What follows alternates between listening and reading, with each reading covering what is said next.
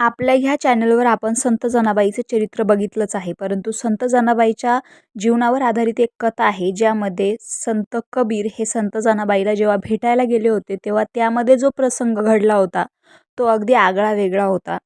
तर जनाबाईचे अभंग दूर दूरपर्यंत लोकप्रिय झाले आणि तिची ख्याती कबीरांच्या कानी गेली. इतके सुंदर अभंग रचणारी ही स्त्री आहे, तरी कोण ह्या उत्सुकतेपोटी संत कबीर जनाईच्या भेटीसाठी पंढरीस आले. तिथे आल्यावर त्यांना कळाले की ती नामदेवांच्या घरी कामास आहे. तिथे गेल्यावर त्यांना कळाले की ती गोपाळपुरास गौऱ्या थापायला गेली आहे. तिला येण्यास काही अवधी लागेल. दासीचे घरकाम करणारी, गोवऱ्या थापणारी बाई अभंग लिहिते याचे त्यांना फार अप्रूप वाटले आणि ते तिची वाट बघत तिथे थांबण्याऐवजी गोपाळपुरास गेले. तिथे नदीकाठावर दोन पोक्तवयीन स्त्रिया एकमेकींशी भांडत असल्याचे त्यांना समजले. त्या दोघींच्या मध्ये गौऱ्यांचा मोठा ढीग होता. गौऱ्या चोरल्याचा एकमेकीवर त्या आरोप करत होत्या. कबीर काही वेळ त्यांचे भांडण ऐकत तिथेच उभे राहिले आणि मग काही वेळाने त्यांनी त्या दोघींना विचारले की इथे जनाबाई नावाची कुणी स्त्री आहे का. या प्रश्नाने दोघीपैकी एक स्त्री उसळून बोलली, ही काय, हीच ती जनी चोरटी, माझ्या गौऱ्या चोरून माझ्याशी भांडण करते आणि वर तोंड करून मला शहाणपण शिकवते. त्या बाईच्या त्या उद्गाराने कबीरांना थोडासा धक्काच बसला, कारण त्यांच्या मनात जनाईचे जरा वेगळेच चित्र उभे राहिले होते. तरीही त्यांच्या त्या बाईच्या सांगण्यावर विश्वास बसला नाही. ते तिथेच आशाळभूतपणे त्यांचे भांडण ऐकत उभे राहिले. त्यांनी न राहून दुसरीला विचारले की तूच जनी आहेस का. यावरती हातातल्या गौऱ्या खाली टाकून बोलती झाली, होय बाबा, मीच ती जनी. तुला काही त्रास आहे का माझा. तिच्या त्या उत्तराने आणि तिच्या वर्तणुकीने गोंधळून गेलेले कबीर आपली काहीतरी चूक झाली असा विचार करून तिथून पाय काढता घेण्याच्या मनस्थितीत होते. मात्र जनाईच्या होकाराने दुसऱ्या बाईला अजून बळ आले.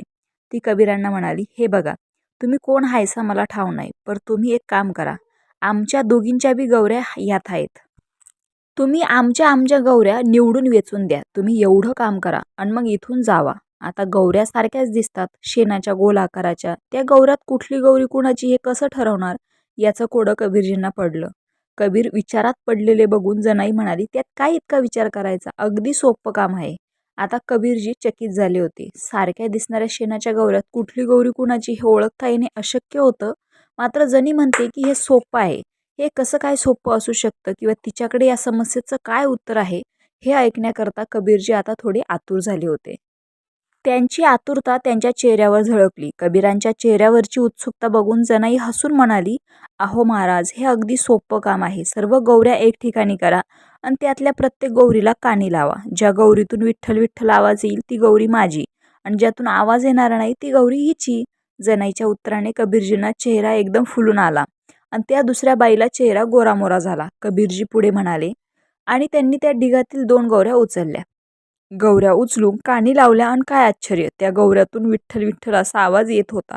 आपण इथे येऊन कोणतीही चूक केली नाही. आपण एका महान कवयित्रीला भेटत आहोत, जिच्या विचारात देव वस्तू आहे, हे त्यांच्या लक्षात आलं. कबीरांनी साऱ्या गौऱ्यांची वाटणी केली. त्या बाईच्या काही मोजक्याच गौऱ्या होत्या, तर बहुतांश गौऱ्या जनाबाईच्याच होत्या. जनाबाईच्या गौऱ्यांचा ढिगाऱ्यावर त्या बाईने आपल्या काही गौऱ्या लावून तो ढिगा आपलाच असल्याची खोटी बतावणी गेली होती आणि वर जनाईला ती खोटे ठरवत होती. गौऱ्यांची वाटणी झाल्यावरही कबीरांच्या चेहऱ्यावर प्रश्नचिन्ह कायम होते. जनाईने त्यांच्या मनातील शंका ओळखली आणि म्हणाली, ह्या गौऱ्यातून हा आवाज कसा आला, याचं तुम्हाला कोडं पडलंय का. एकदम साधी गोष्ट आहे. मी या गौऱ्या थापताना विठ्ठलाचेच नाव घेते आणि माझ्या ध्यानीमनी पांडुरंगच असतो, तोच या गौऱ्यात सुद्धा असतो. कबीर चकित होऊन जनाबाईचे बोलणे ऐकत राहिले आणि मग त्यांनी स्वतःची ओळख करून दिली. कबीरजींचा परिचय ऐकून जनाबाई त्यांना घरी घेऊन गेल्या. एकाग्रचित्ताने केलेल्या नामस्मरणातील ताकद सांगणारी ही घटना सत्य न समजता केवळ एक आख्यायिका असावी असा जरी विचार केला तरी यातील भावार्थ श्रेष्ठ आणि चिरंतर असाच आहे. भक्ती कशी करावी याचे नियम नाहीत, मात्र ती मनापासूनच असावी. ती सच्ची असली की आपल्याला देखील ईश्वराचा सर्वत्र प्रत्यय येतो. रामकृष्ण हरी.